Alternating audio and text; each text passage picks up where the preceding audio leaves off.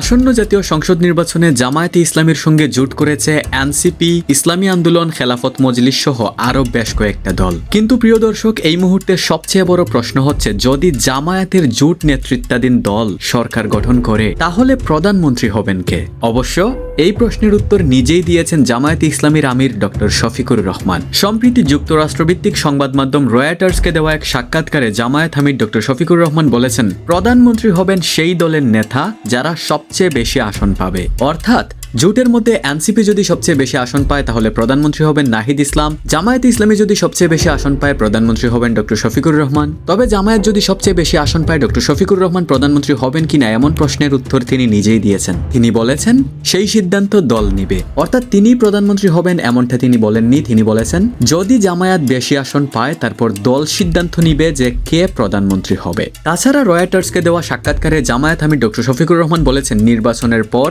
জামায়াত জাতীয় ঐক্যের সরকার গঠন করবে এবং এ বিষয়ে একাধিক দলের সঙ্গে আলোচনা হয়েছে।